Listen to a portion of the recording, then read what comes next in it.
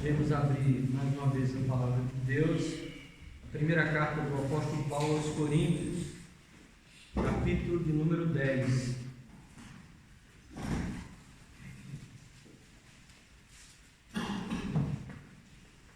Versículos 14 ao 22.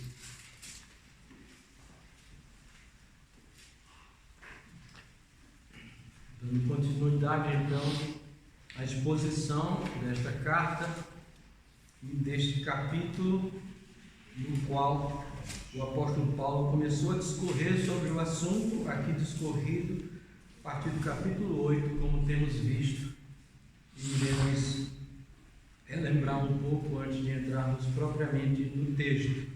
1 Coríntios, capítulo de número 10, versículos 14 a 22.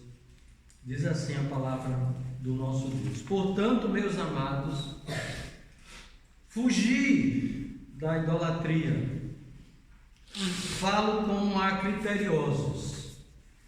Julgai vós mesmos o que digo.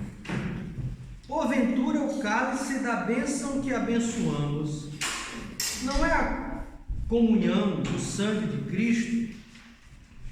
O pão que partimos não é a comunhão do corpo de Cristo?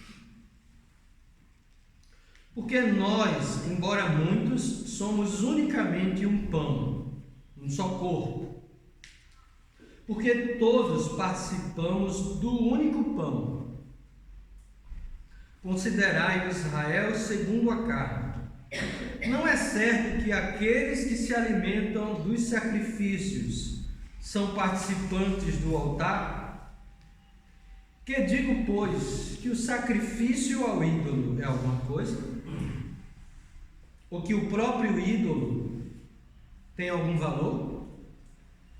Antes digo que as coisas que eles sacrificam é a demônios que as sacrificam e não a Deus.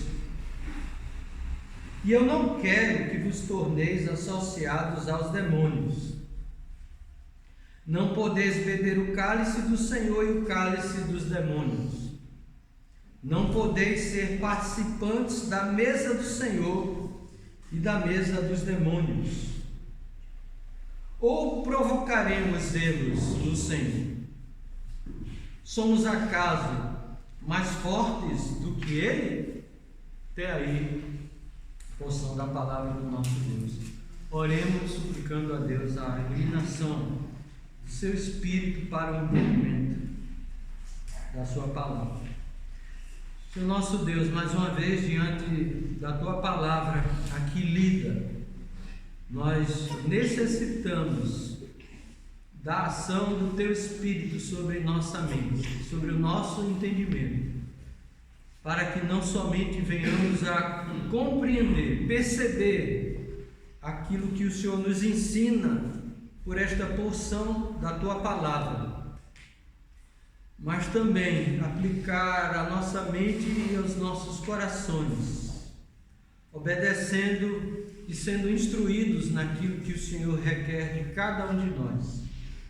Suplicamos, Senhor, a bênção do Senhor, suplicamos o entendimento do Senhor, suplicamos a iluminação do teu Espírito, suplicamos as tuas misericórdias sobre nós, Senhor, e que aprendamos do Senhor e que vivamos aquilo que o Senhor requer de cada um, para a glória do teu nome e para o bem dos nossos irmãos.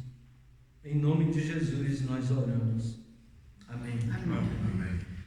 Irmãos, nós temos percebido nestes 3 capítulos desta carta, capítulo 8, capítulo 9, e agora no encerramento daquilo que o apóstolo Paulo discorre nestes 3 capítulos, a respeito daquilo que os coríntios perguntaram ao apóstolo, à medida em que alguns dos seus foram até o apóstolo lá em Éfeso e através de cartas fizeram algumas perguntas que eram dúvidas entre eles e as quais, a partir destas questões polêmicas para eles, havia divisões.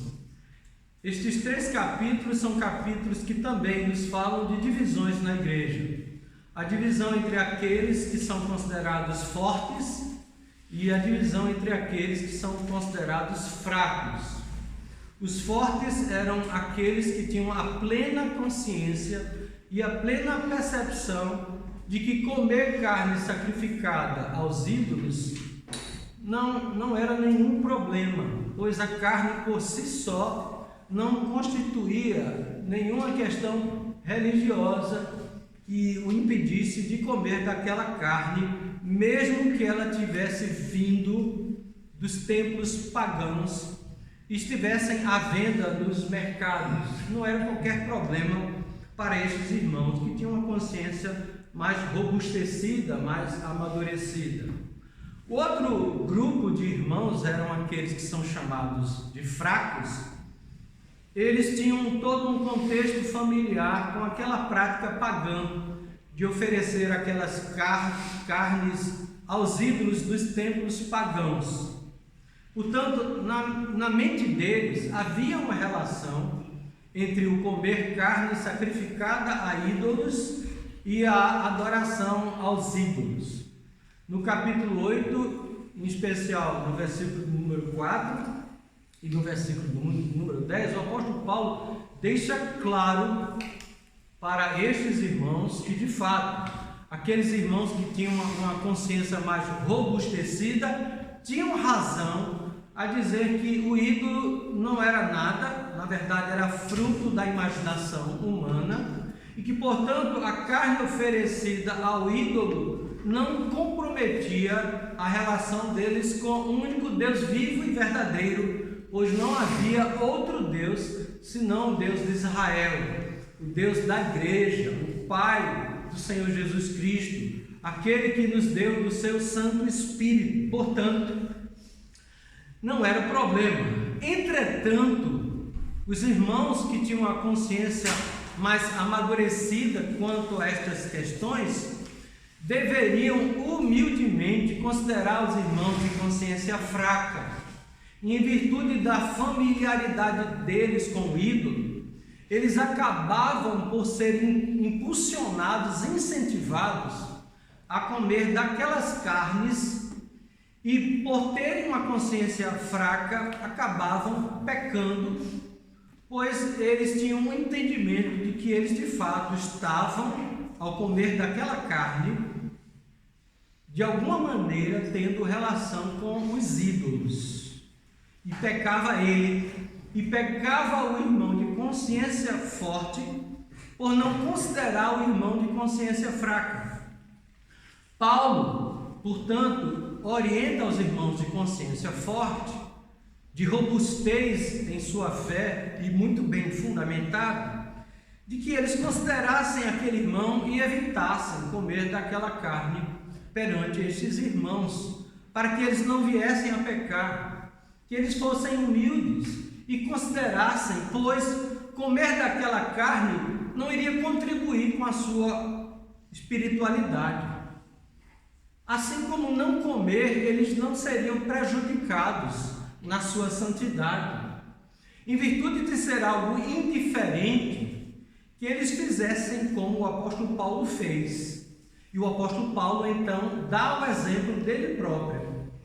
Ele que tinha todo o direito de ser sustentado por aquela igreja, e que não era uma questão de indiferença, como comer ou não comer carne sacrificada ao ídolo, mas sim uma obrigação da parte da igreja em dar o seu sustento pastoral. Ele próprio se absteve, ele se privou daquele sustento, mesmo sendo algo legítimo e conveniente para o apóstolo e para todo aquele que vive do Evangelho.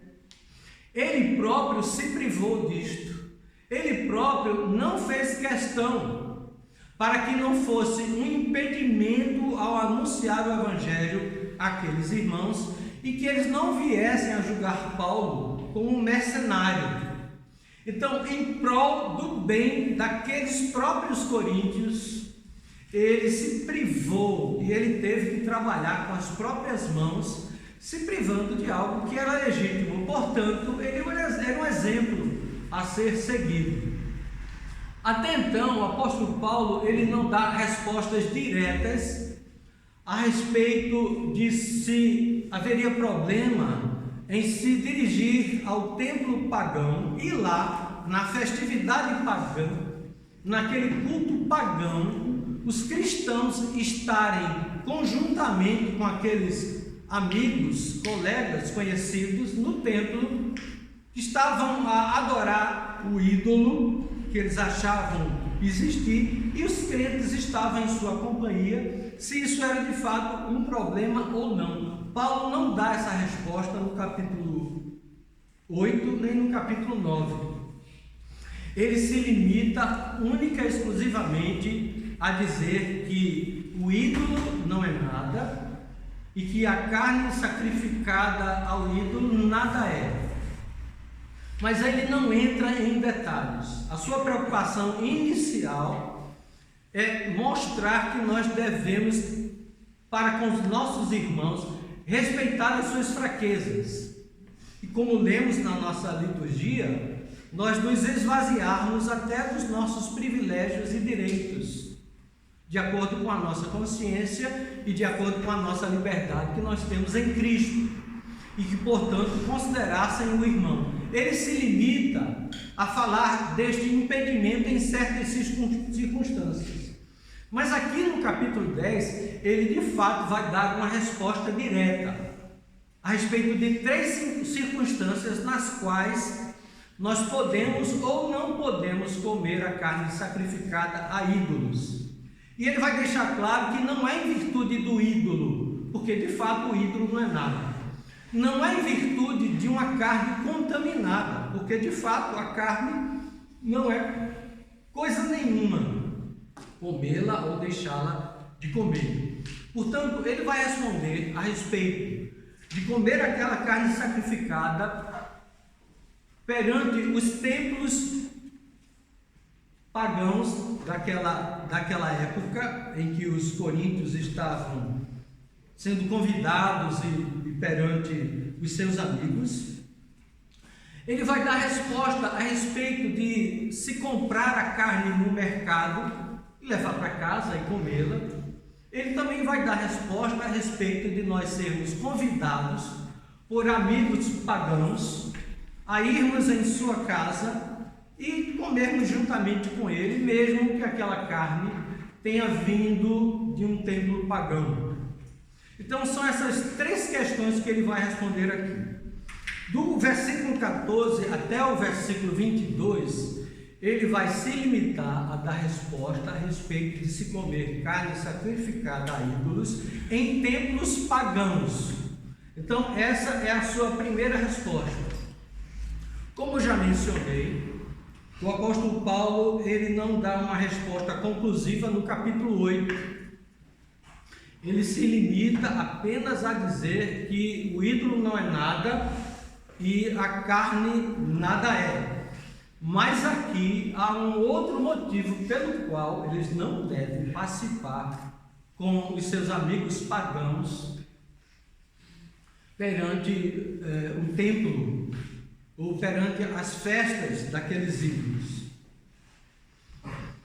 Antes dele se dar a resposta diretamente a respeito desta questão, nós já vimos na introdução do capítulo de número 10, que ele vai preparar aqueles irmãos do ponto de vista teológico, alertando-os a respeito do perigo que eles incorriam por uma vida em que não considerava aqueles irmãos e que desprezava a participação deles no templo pagão.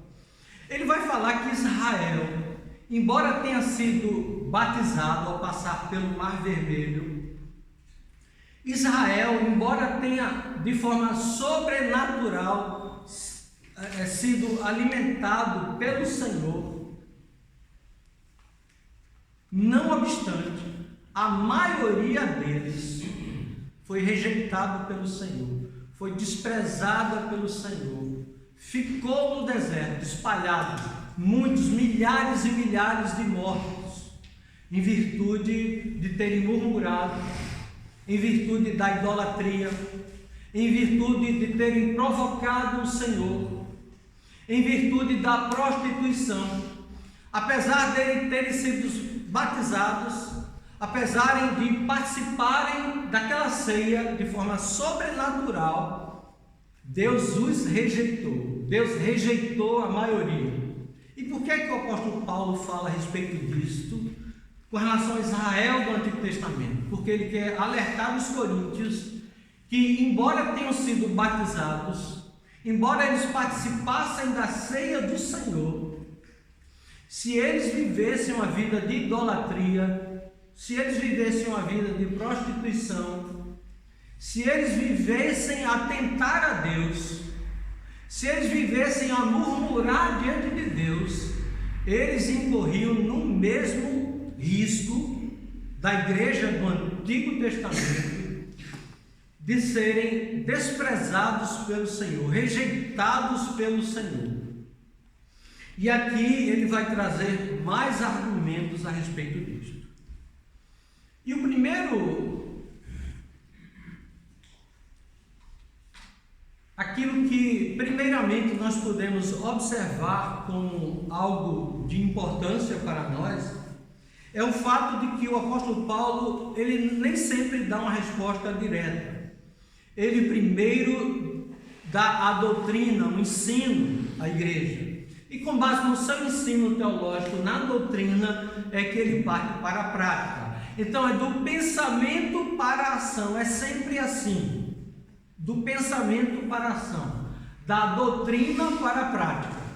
Nunca é da experiência para se construir uma doutrina a partir da experiência, mas é sempre da doutrina para a experiência. A experiência tem que estar de acordo com o ensino, de acordo com a doutrina ensinada pelo Senhor. Aqui, a partir do verso 14, ele também vai fazer isso, antes de dar a resposta a respeito de se comer carne sacrificada ao ídolo nos templos pagãos. Observemos, portanto, o verso de número 14, que é um verso no qual, na verdade, o apóstolo Paulo, ele vai dar a conclusão final e vai dar continuidade sobre o assunto, mas concluindo tudo aquilo que ele acabara de falar nos capítulos 8, 9 e 10, antes deste verso 14. Em especial, quando ele fala a respeito da idolatria, quando ele fala a respeito da imoralidade, quando ele fala a respeito da provocação, da tentação a Cristo, ele tem a Cristo como o Senhor do Antigo Testamento, o Jeová, o Yahvé, e a respeito da murmuração de Israel na sua jornada para a terra prometida. Com isso ele quer dizer que nós estamos de fato numa jornada cujo objetivo é o prêmio final. Portanto, nesta jornada devemos estar sempre atentos, porque nós estamos sujeitos, assim como Israel, a todos esses pecados e sermos rejeitados pelo Senhor se não nos arrependermos. Portanto, ele diz assim no verso 14, em conclusão de tudo aquilo que ele já fez referência nos versos anteriores. Portanto, isto é o que liga e o que conclui aquilo que ele já fez referência. Meus amados, fugi da idolatria. É a conclusão do apóstolo Paulo a respeito de tudo aquilo que ele tratou.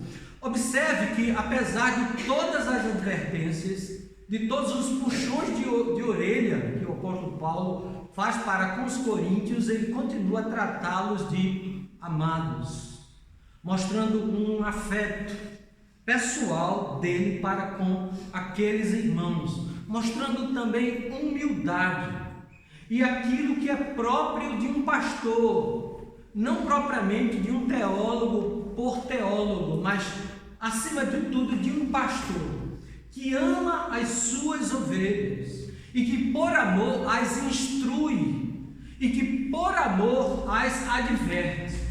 E logo em seguida ele dá um comando, um mandamento, uma ordem: fugir da idolatria. É que o apóstolo dá como instrução e como uma ordem para aqueles irmãos amados.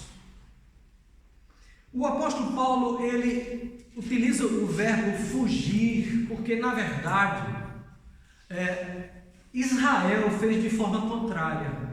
Israel foi sempre de encontro ao pecado, ao invés de fugir dele. Israel sempre se colocou numa situação de perigo, de eminente perigo, e como quem tentando a Deus, e eles foram tragados. Eles se confiavam demais neles. Eles foram até o limite máximo do teste e caíram no teste, e caíram na tentação, e caíram na provação. Por isso que o apóstolo Paulo nos instrui a igreja de Corinto e a todos nós a fugirmos da idolatria. Porque apesar de nós sabermos que só existe um único Deus vivo e verdadeiro, como os coríntios, nós estamos sujeitos de uma forma ou de outra à idolatria. Quando tentamos ao Senhor, quando queremos ir até o limite daquilo que nós achamos que conseguimos, afinal nós somos fortes demais, afinal nós já temos a doutrina bem consolidada em nossa mente, portanto não há risco de nós cairmos em idolatria, em fornicação, em tentações ao próprio Senhor, em murmurações. Mas como crentes, nós somos alertados quanto a isto, porque de fato, todos nós estamos sujeitos. A tentação nunca deve ser algo que nós venhamos a buscar como que um teste de força, mas nós devemos sempre fugir dela. E fugir dela não significa ser covarde, pelo contrário, significa reconhecer as nossas limitações e a nossa dependência do Senhor. É por isso que nós devemos cortar o mal pela raiz, não deixar que os pássaros venham à nossa cabeça e que construam o seu ninho. Nós devemos sempre espantá-los, não dar brecha, porque todos nós estamos sujeitos. Portanto, não corra, irmãos, o risco. Corra do pecado, mas não corra o risco. Agora, ele diz isto não confiando em nós mesmos. Pelo contrário, no verso anterior, no verso de número 13, ele já houvera dito, observem: não vos sobreveio tentação que não fosse humana, no nível de todos os homens, tentações pelas quais todos passam e que nos sobrevêm, nós não vamos ao encontro dela, mas nós estamos sujeitos a ela. Por isso que o Senhor nos ensinou a orar: não nos deixes cair em tentação, porque ela virá. Mas observe que ele diz: porque Deus é fiel. Não é porque nós somos fortes, mas porque Deus é fiel, e o próprio Deus não permitirá que sejamos tentados além das nossas forças.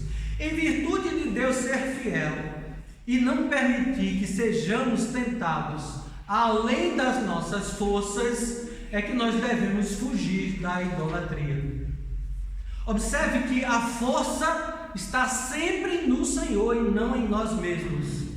Embora a nossa mente não compreenda, ora, já que é Deus que é fiel, já que é Deus que não permite, então eu posso cruzar os braços e viver a vida cristã, pois o próprio Deus não vai permitir que eu seja tentado além das vossas forças. Mas a conclusão bíblica, a conclusão teológica não é esta.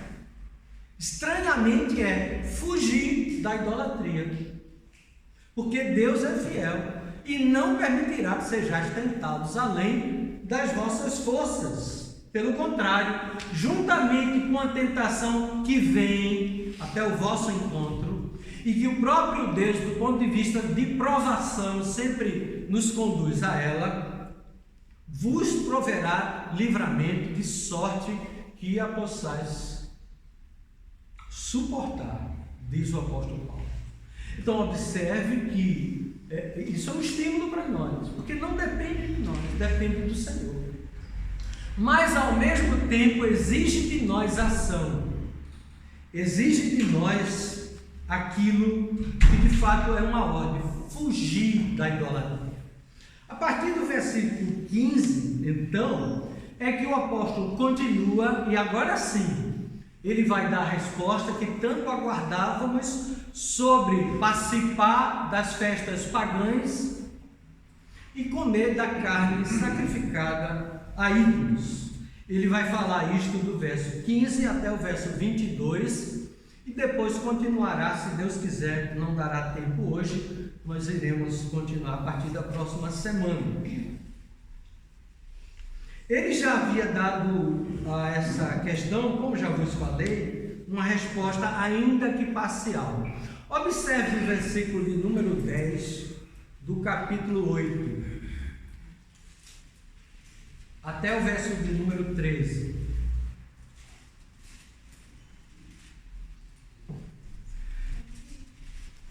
Primeiros Coríntios 8, 10 a 13 diz assim: porque se alguém te vir a ti, que és dotado de saber a mesa em templo de ídolo, não será a consciência do que é fraco induzida a participar de comidas sacrificadas a ídolos? E assim, por causa do teu saber, perece o irmão fraco, pelo qual Cristo morreu.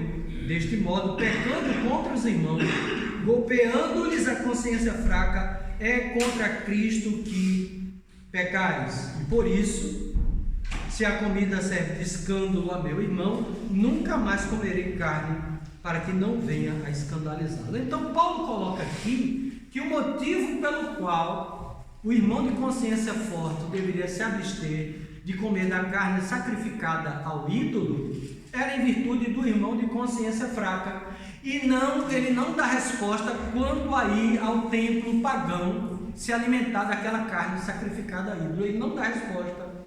É como se não fosse problema nenhum participar de culto pagão.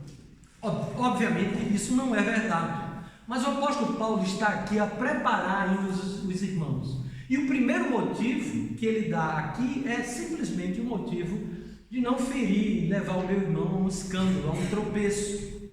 Porque ele já houvera dito de forma muito clara a respeito desse assunto, do qual já fizemos referência, mas nunca é demais a gente frisar e deixar claro na mente dos irmãos que no tocante à comida sacrificada a ídolos, diz o apóstolo no capítulo 8, verso 4, sabemos que o ídolo de si mesmo nada é no mundo e não há senão um só Deus. Isso ele já deixou muito claro para todos nós. Portanto, o apóstolo Paulo, ele que deixa essa questão em suspense, vai dar a resposta agora de uma forma mais profunda, a partir desse verso de número 15 do capítulo 10.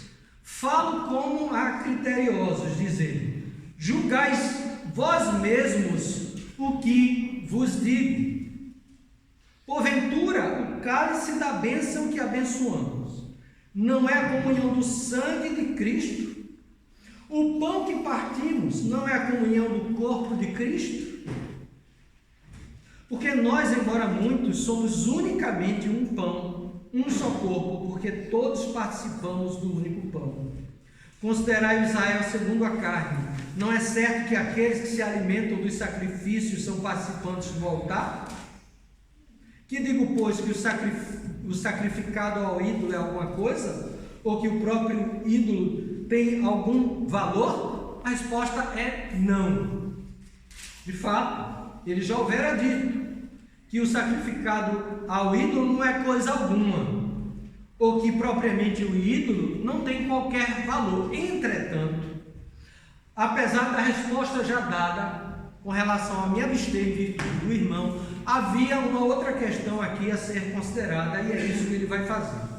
Mas observe que, primeiramente, ele se dirige de uma forma especial, embora não unicamente, àqueles irmãos que se julgavam sábios. Verso 15, então, voltando. Falo como a sábios ou como a criteriosos. Vocês não se julgam sábios? Vocês não se consideram prudentes?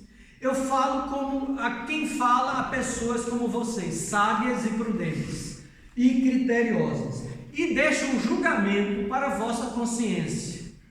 Embora ele não esteja aqui dando a liberdade para que eles decidam o que é certo ou o que é errado, mas apenas ele quer dar argumentos sólidos e chama a atenção destes irmãos de consciência forte e especial, mas ele se dirige também aos de consciência fraca, para que eles próprios julguem o que o apóstolo Paulo vai nos dizer, para que eles examinem o argumento do apóstolo e perceba que o seu argumento está bem solidificado numa prática que eles próprios tinham, no que diz respeito ao sacramento da ceia do Senhor. Julgai vós mesmos o que vos digo, diz o apóstolo Paulo. E aí, verso 16 e 17, ele vai falar da ceia do Senhor como um argumento no qual ele vai comparar com as festas pagãs, com o culto pagão, no templo pagão, que eram vários, eram muitos. Então ele vai fazer uma analogia entre a ceia do Senhor, na qual nós temos o pão e nós temos o vinho, e as festas pagãs, ou os cultos pagãos, onde eles tinham a carne sacrificada aos ídolos. E com essa analogia, com essa comparação, ele espera que fique claro para aqueles irmãos que de fato eles não deveriam participar dos cultos pagãos. Embora a carne nada fosse, embora o ídolo não existisse, entretanto, eles, em hipótese alguma, deveriam se associar com o que estava por trás daquelas oferendas, e não a oferenda em si. E que não dependia deles não crerem naquilo. O fato deles participarem já era um fator que comprometia a vida daqueles irmãos. Porventura, o cálice da bênção que abençoamos, verso 16, não é a comunhão do sangue de Cristo? O pão que partimos não é a comunhão do corpo de Cristo? Portanto, uma referência clara a respeito do sacramento da ceia do Senhor, a qual hoje à tarde, se Deus quiser, iremos participar.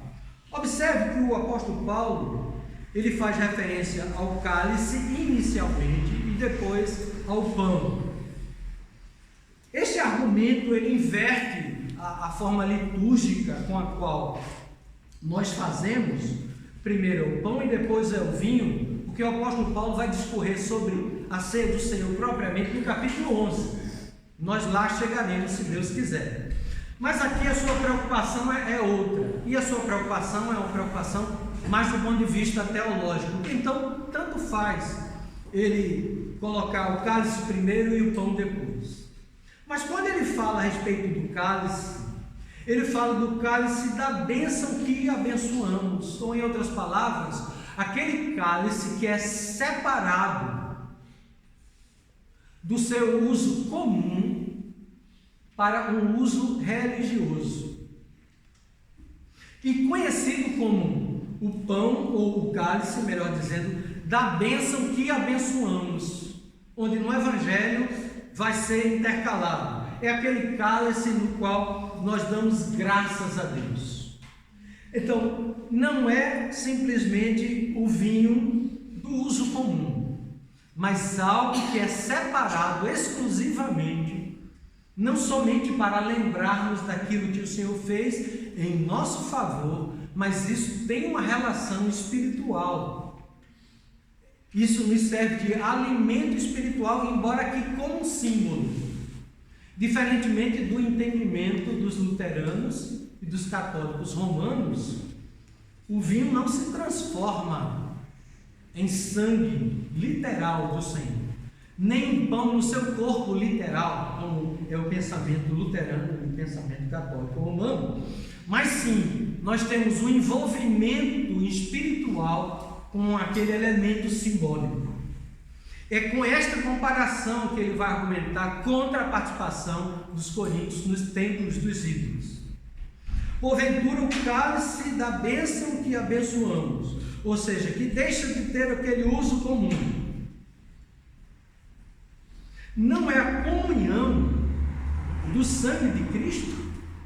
Então, de fato, quando nós participamos do cálice, tomamos do vinho, aquele vinho que separamos do uso comum, aquele vinho sobre o qual nós damos graças a Deus, os abençoamos, nós estamos em comunhão com Jesus Cristo. Nós estamos participando de todos os seus benefícios, espiritualmente falando. Não é simplesmente beber um vinho como bebemos no nosso lar, ou em outra circunstância qualquer, mas aquilo que é separado do uso comum, e sobre o qual damos graças, aquilo, ao participar daquilo, nós estamos sendo nutridos pelo Senhor. Nós estamos sendo espiritualmente alimentados pelo Senhor. Todos os seus benefícios nos são dados ali naquela representação. Por isso, não é só em memória do Senhor, embora seja verdade, mas nós temos uma relação direta com aquilo. Nós estamos sendo beneficiados com os benefícios do nosso Salvador. Nós estamos sendo nutridos com aquilo que o Senhor fez em nosso favor. Não é uma coisa comum como os coríntios queriam, e por isso muitos deles adoeceram e muitos deles morreram. Nós vamos falar sobre isso no capítulo de número 11. É a comunhão do sangue de Cristo. O sangue que foi dado para o nosso resgate, o sangue da nossa redenção. É por isso que nós devemos sempre estar preparados para esta participação.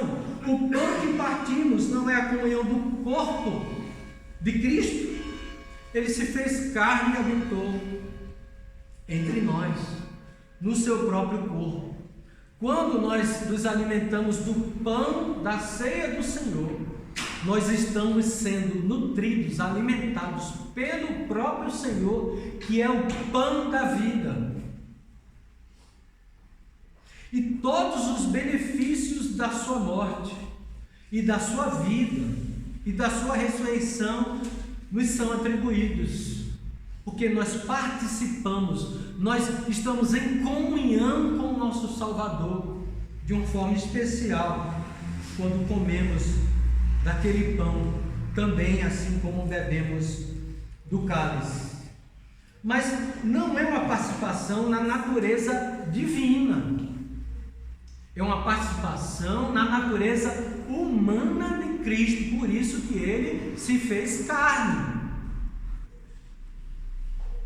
Deus, na sua pessoa, não sofreu qualquer daquelas condições, foi o próprio Salvador em figura humana, como nós já fizemos a leitura na nossa liturgia.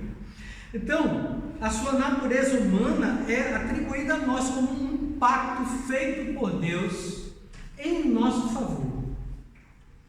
E dessa forma, então, nós participamos da mesa do Senhor, espiritualmente falando. Participar da mesa dos demônios, portanto, deve nos levar à comunhão com os demônios. Esse é o argumento do apóstolo Paulo.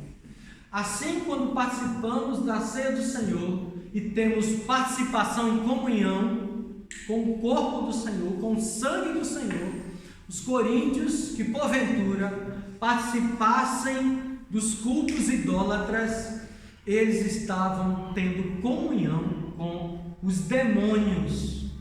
Porque, embora a carne não fosse nada, embora não existisse deuses ídolos, por trás daquilo estavam os demônios sendo, de certa forma, adorados. E por esse motivo eles não deveriam participar. Este é o argumento do apóstolo Paulo. E, portanto, os coríntios não deveriam participar, pois era idolatria.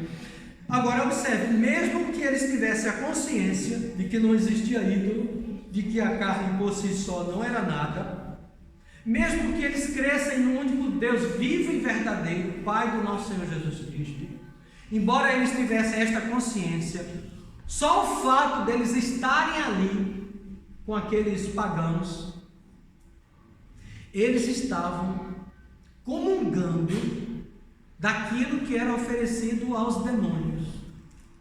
Dessa mesma maneira, essa ideia, pelo menos no Brasil, não sei se aqui há, de culto ecumênico, acredito que não, não é? É idolatria. Não existe culto ecumênico. Só existe culto ao único Deus vivo e verdadeiro, Pai do Senhor Jesus Cristo. Se é ecumênico, nós estamos servindo a dois senhores. Deus não admite servirmos a dois senhores. Ele se ira contra isso. Ele pune a todo e qualquer idólatra ou qualquer participação em cerimônias religiosas onde o Deus vivo e verdadeiro não seja o Deus adorado. Idolatria é participar de festa a demônios, não pelo produto em si ofertado, não por existirem deuses ou ídolos, mas porque por trás daquela comunhão há de fato uma participação com os demônios, é o que o apóstolo Paulo diz. Porque de fato, irmãos, nós somos um povo onde há uma solidariedade. Quando Adão foi punido, toda a humanidade foi punida. Quando Acã se tornou idólatra, todo Israel se tornou idólatra, e por isso ele deveria ser punido. Quando aquele irmão, do capítulo de número 5 desta carta, e nós já vimos isso, ele estava a ter relação com a sua própria madrasta, e a igreja não fazia absolutamente nada. A igreja estava de comum acordo com aquilo. Ele precisaria ser eliminado daquela comunidade. Quando um corpo padece, ou um órgão do corpo, um dedo, seja lá o que for, todo o corpo padece. Nós, portanto, não somos um amontoado de tijolos jogados num terreno baldio. Nós somos uma igreja, povo do Senhor, irmãos do Senhor, cujo cabeça é Cristo. Nós estamos ligados uns aos outros. Nós não somos independentes.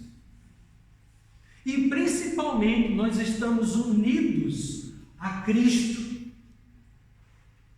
É por isso que o apóstolo Paulo, no verso 17, observe, diz: porque nós, embora muitos, somos unicamente um pão, um só corpo, porque todos participamos ou comungamos. Essa é a palavra participar ou comungar. Temos comunhão, temos algo em comum, de um único pão, que é Cristo. Quando ele diz que nós somos o único pão, não é uma tradução melhor. Na verdade, a Bíblia não nos fala como o único pão. Nós somos o único corpo, de fato, mas não o único pão. A melhor tradução, portanto, não é essa. Nós temos uma versão que traz uma tradução um pouco melhor, a NVI, e outras traduções que falam assim: por haver um único pão, que é Cristo, nós que somos muitos, somos um só corpo, pois todos participamos de um único pão, que é Cristo. Nós somos o corpo, Cristo é o pão. É dele que todos nós nos alimentamos de um único pão. Na ceia do Senhor, até século III, de fato havia um único pão, simbolizando exatamente isso que foi na Eucaristia, na ceia do Senhor. E esse pão era partido e era dividido. E foi isso que aconteceu, porque Jesus Cristo é o único pão. Era assim que era simbolizado. E havia também um único cálice, que era dividido entre os irmãos e corria. Há igrejas que hoje fazem isso. Não é uma coisa muito apropriada para os nossos dias, né? Mas de fato, era isso que representava. E que de fato é isso que ainda representa, embora não fazemos exatamente desta forma, mas nós participamos do único pão que é Cristo. Todos nós de um único pão. Não é um pão para um pão para outro. É o mesmo pão que nos alimenta, que é o Senhor Jesus Cristo. E ele toma aqui pão, uma parte pelo todo, a ceia do Senhor, o pão e o vinho. Ele agora vai fazer uma outra comparação, outra analogia. Primeiro foi com relação ao sacramento da ceia do Senhor, para que nós pudemos ter um vislumbre do que é a prática pagã. Agora ele vai se dirigir a Israel segundo a carne, ou seja, não propriamente ao Israel espiritual, que é a igreja do Velho Testamento, mas a prática do Israel enquanto nação. O Israel segundo a carne, verso 18. Considerai o Israel segundo a carne, ou seja, enquanto judeus. Não é certo que aqueles que se alimentam dos sacrifícios são participantes do altar? O altar era o local onde o animal era sacrificado. Então, tanto o sacerdote quanto o povo que oferecia aquele animal, eles estavam participando daquele culto, daquela adoração, daquela liturgia, todos ali juntos, da única carne que ali era servida e que era dividida entre eles. Todos estavam em comunhão, em participação na adoração ao Deus vivo e verdadeiro. Todos. Portanto, é mais uma analogia para dizer que a prática pagã há uma participação religiosa e espiritual, e não a Deus, e sim aos demônios. Isso se encontra lá em Levítico, no capítulo 8, no capítulo 7 e em Deuteronômio 12. Não dará tempo de nós vermos isso, os irmãos podem depois observar. Conclusão do apóstolo Paulo. E um esclarecimento, no verso de número 19, voltando ao que ele já tinha dito antes, conforme já lemos no capítulo 8, verso 10 a 13. Que digo, pois, que o sacrificado ao ídolo é alguma coisa? Resposta, não. Aquilo que é sacrificado ao ídolo não é coisa nenhuma, de fato é neutro, não tem qualquer valor, não tem qualquer problema. Não é isso que eu estou a dizer, com estas duas analogias.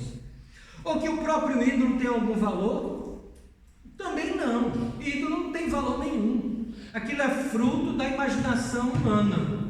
Não é a isso que eu faço referência, mas a comunhão.